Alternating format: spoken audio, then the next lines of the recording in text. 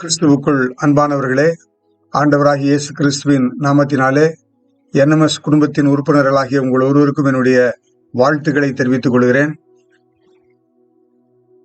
இந்த நல்ல நாளிலே உங்களோடு கூட இறைவாக்கி பகிர்ந்து கொள்ளும்படியாக எனக்கு வாய்ப்பு கொடுத்த பொதுச் செயலாளர் அருள் திரு ஹென்றி அவர்களுக்கும் நான் என்னுடைய நன்றியை உறுதாக்கிக் கொள்கிறேன். இந்த மாபெரும் சங்கத்திலே பணியாற்றவும் இன்னும் பங்காளனாக தொடரவும் ஆண்டவர் எனக்கு கொடுத்த கிருபைக்காக ஆண்டவருக்கு நானும் என்னுடைய மனைவியும் நன்றியுடையவர்களாக இருக்கிறோம். இந்த நாளிலே நாம் சிந்திக்கும்படியாக நமக்கு கொடுக்கப்பட்டிருக்கிற வேத பகுதி, அது யோவான் எழுதின நற்செய்தி நூல் 5வது அதிகாரம் 24வது வசனம். சமகால மொழிபெயர்ப்பு, இந்திய சமகால மொழிபெயர்ப்பு என்ற மொழியாக்கத்திலிருந்து இந்த வார்த்தையை நான் வாசிக்கிறேன். மெய்யாகவே மெய்யாகவே நான் உங்களுக்கு சொல்கிறேன், என்னுடைய வார்த்தையை கேட்டு என்னை அனுப்பினவரை விசுவாசிக்கிறவர்கள் யாரோ அவர்கள் நித்திய ஜீவனை பெற்றுவிட்டார்கள். அவர்களுக்கு நியாய தீர்ப்பு கொடுக்கப்படுவதில்லை. அவர்கள் மரணத்தை கடந்து சென்று ஜீவனுக்கு உட்பட்டிருக்கிறார்கள் என்று இந்த வசனம் சொல்லுகிறது. இந்த வசனத்தை கூர்ந்து கவனிப்போமானால் 5 முக்கியமான செய்திகள் அல்லது கருப்பொருள்கள் இதில் காணப்படும். முதலாவதாக கடவுளுடைய வார்த்தை, God's word. இரண்டாவதாக விசுவாசிப்பது, believing in God. மூன்றாவது நித்திய ஜீவன், eternal life. நான்காவது judgment அல்லது நியாய தீர்ப்பு. ஐந்தாவது மரணம், death. இந்த 5 சொற்றொடர்கள் இந்த ஒரு வசனத்திலே கொடுக்கப்பட்டிருக்கிறது. ஆழ்ந்த இறையலை கொண்ட பகுதி இது. இதை முழுவதுமாக ஆராய்வதற்கு நமக்கு இன்று நேரம் இல்லை. ஆகவே அதுல ஒரு சில காரியங்களை மாத்திரம் இந்த நாளின் ஆசீர்வாதத்திற்காக நாம் சிந்திக்க போகிறோம். ஆண்டவராகிய இயேசு கிறிஸ்து மிகவும் தெளிவாக ஒரு விடயத்தை அங்கே தன்னுடைய சீடர்களுக்கு, தன்னை பின்பற்றுபவர்களுக்கு தெளிவாக சொல்லுகிறார். உங்களுக்கு மெய்யாகவே நான் சொல்லுகிறேன், மெய்யாக மெய்யாக அல்லது உண்மையாக உண்மையாக என்று திரும்ப சொல்லும் பொழுது அதனுடைய முக்கியத்துவத்தை அங்கே நாம் உணர்ந்து கொள்கிறோம். என்னுடைய வார்த்தையை கேட்டு என்னை அனுப்பினவரை, அதாவது பிதாவாகிய கடவுளை விசுவாசிக்கிறவர்கள் யாரோ அவர்கள் நித்திய ஜீவனை பெற்றுவிட்டார்கள். அவர்களுக்கு நியாய தீர்ப்பு கொடுக்கப்படுவதில்லை. அவர்கள் மரணத்தை கடந்து சென்று ஜீவனுக்கு உட்பட்டு இருக்கிறார்கள் என்று இந்த திருமறை பகுதி நமக்கு சொல்கிறது. உலகத்திலே பிறந்த எந்த மனிதனுக்கும் மரணம் என்பது கட்டாயமாக நிச்சயமான ஒரு காரியம். எதை குறித்து எந்த உறுதி இருக்கிறதோ இல்லையோ, பிறந்த ஒவ்வொரு மனிதனும் இறப்பான் என்பதில் எந்த விதமான சந்தேகமும் இருக்க முடியாது. ஜார்ஜ் பெர்னார்ட் ஷா என்ற தத்துவ மனிதர் கூறினார், "The statistics on death are quite impressive. 1 out of 1 people die." பிறக்கிற ஒரு மனிதனுக்கு ஒரு மனிதன் கட்டாயமாக இறக்கிறான். ஆகவே இந்த மனிதனுடைய வாழ்க்கை குறித்த இந்த புள்ளி விவர கணக்கு மிகவும் விசித்திரமானது என்று அங்கே அவர் அதில் குறிப்பிடுகிறார். எவ்வளவு உண்மை இல்லையா? நம் பிறந்த நாளிலேயே நாம் மரிக்கப் போகிறோம் என்பதும் நிச்சயம். எவ்வளவு காலம் இந்த உலகத்திலே வாழுகிறோம், எப்படி வாழுகிறோம், எதற்காக வாழுகிறோம், நாம் எங்கே சென்றடைகிறோம் என்பதுதான் முக்கியம். ஆகவே இந்த ஆழமான இறையியலை இந்த பகுதியில ஆண்டவர் அங்கே வெளிப்படுத்துகிறார். மரணிப்பது, எப்படி மரணிக்க வேண்டும்? சாதாரணமாக வென்றதை தின்று வெறுமன வாழ்ந்து விதி வந்தால் சாவோம் என்று ஒரு வாழ்வு வாழ்வதா, அல்லது இறைவன் விரும்புவது போல் வாழ்ந்து இறைவன் நமக்காக நியமித்திருக்கும் அந்த நித்தியமான வாழ்வுக்கு உட்படுவதா என்பதை தீர்மானிக்க வேண்டும்.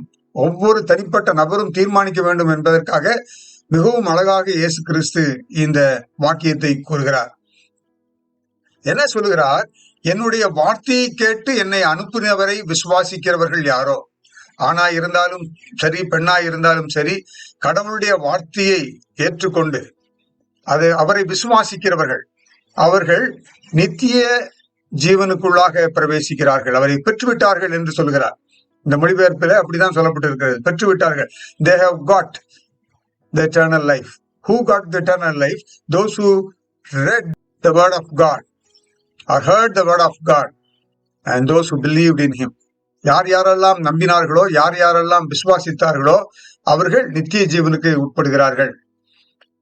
ஆகவே இந்த பகுதியில நாம் தெரிந்து கொள்ள வேண்டிய முக்கியமான ஒரு விடயம், உலகத்தில் இருக்கிற அனைத்து மனிதரும், ஆணாய் இருந்தாலும் பெண்ணாய் இருந்தாலும், நித்திய ஜீவனுக்கு அவர்கள் உட்பட வேண்டும் என்றால் அவர்களுக்கு 2 சம்பவங்கள் அவர் வாழ்க்கையில நடக்க வேண்டும். ஒன்று, அவர்கள் ஆண்டவருடைய வசனத்தை கேட்கும் ஸ்லாக்கியம் அவர்களுக்கு கொடுக்கப்பட வேண்டும்.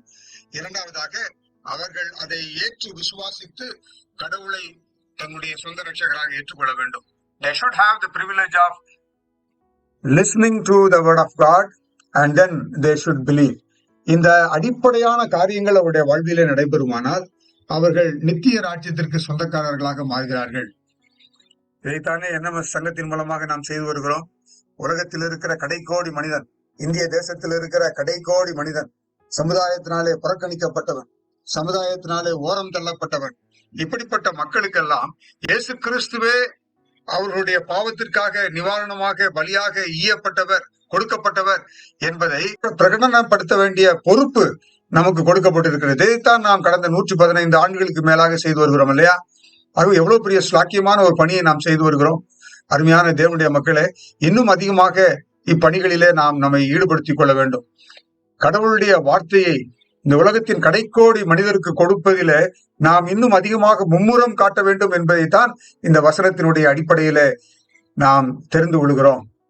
எவ்வளவு வேகமாக, எவ்வளவு துரிதமாக இந்த வார்த்தையை கடவுளுடைய மக்களுக்கு, இறை மக்களுக்கு, தொழுவத்திற்கு அப்பால் இருக்கும் இறை மக்கள், ஆண்டவர் அவர்களை எல்லாம் உள்ளே கொண்டு வர வேண்டும் என்று சொன்னாரே, அவர்களே இந்த வசனம் சென்று அடைய வேண்டும் அல்லவா? அதற்காக நீங்களும் நானும் அதிகமான முயற்சி எடுக்க வேண்டும் என்பதைத்தான் இந்த வசனத்தினுடைய புரிதலாக நான் ஏற்றுக்கொள்கிறேன். என்னுடைய வார்த்தையை கேட்டு என்னை அனுப்பினவரை விசுவாசிக்கிறவர்கள் யாரோ என்று எழுதப்பட்டிருக்கிறது. அருமையான இறை மக்களே, ஆண்டவருடைய வார்த்தை இன்றும் பலருக்கு கிடைக்காத ஒரு துர்பாக்கியமான நிலை நம்முடைய தேசத்துல இருக்கிறது. 1562 மொழிகள் உள்ள நம்முடைய தேசத்தில இன்னும் 500 மொழிகளில் கூட முழுமையான வேதாகமும் மொழிபெயர்க்கப்படவில்லை என்பது வேதனைக்குரிய விஷயம். ஆகவே ஆண்டவருடைய வார்த்தை அது மொழியாக்கம் செய்யப்பட வேண்டும். அது பல வடிவிலே, அது ஒளிச்சாதனங்களாகவோ அல்லது ஒளிச்சாதனங்களாகவோ ஜனங்களுடைய கைகளில அது கிடைக்க வேண்டும். அவர்கள் கடவுளுடைய வசனத்தை, கடவுளுடைய வார்த்தையை அவர்கள் கேட்க வேண்டும். இறைவன் இயேசு கிறிஸ்துவை பற்றிய நற்செய்தியை அவர்கள் தங்களுடைய காதுகளினாலே கேள்விப்பட வேண்டும். கேள்விப்பட்டால் தான் விசுவாசிக்க முடியும் என்று நமக்கு திருமுறை நமக்கு சொல்கிறது இல்லையா? ரோமருக்கு எழுதின நிருபம் 10வது அதிகாரம் 13ஆம் வசனத்திலிருந்து நாம் அங்கே வாசிக்கும் பொழுது, கர்த்தரின் பெயரை சொல்லி கூப்பிடுகிற யாவரும் ரட்சிக்கப்படுவார்கள் என்று எழுதியிருக்கிறது. அப்படியானால் தாங்கள் விசுவாசிக்காத ஒருவரை நோக்கி அவர்கள் எப்படி கூப்பிடுவார்கள்? தாங்கள் கேள்விப்படாத ஒவ்வொருவர் மேல் அவர்கள் எப்படி விசுவாசம் வைப்பார்கள்? யாராவது ஒருவர் அவரை பற்றி அவர்களுக்கு பிரசங்கிக்காவிட்டால் அவர்கள் எப்படி கேள்விப்படுவார்கள்? இறைவனால் அனுப்பப்படாவிட்டால் அவர்கள் எப்படி பிரசங்கிப்பார்கள்? அதனாலேயே நற்செய்தியை கொண்டு வருவோரின் பாதங்கள் எவ்வளவு அழகாய் இருக்கின்றன என்று வேத வசனத்தில் எழுதியிருக்கிறது என்று நாம் அங்கே திருமறையில வாசிக்கிறோம். அருமையான இறைமக்களே, கடவுளுடைய வார்த்தை அவைகள் மொழியாக்கம் செய்யப்பட வேண்டும். அவைகள் ஜனங்களுக்கு எடுத்துச் செல்லப்பட வேண்டும். பிரசங்கிப்போர் இருக்க வேண்டும். பிரசங்கிப்போர் அனுப்பப்பட வேண்டும். எல்லா ஜனங்களும் இயேசுவின் வார்த்தையை கேட்க வேண்டும்.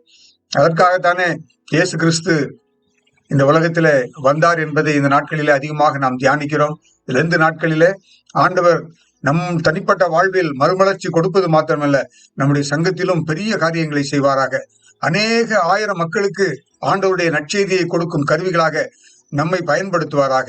விசேஷமாக நம்முடைய மிஷனரிகளுக்காக ஆண்டவருக்கு நன்றி செலுத்துவோம். வேதம் நமக்கு சொல்லுகிறது அவருடைய பாதங்கள் எவ்வளவு அழகாய் இருக்கின்றன என்று.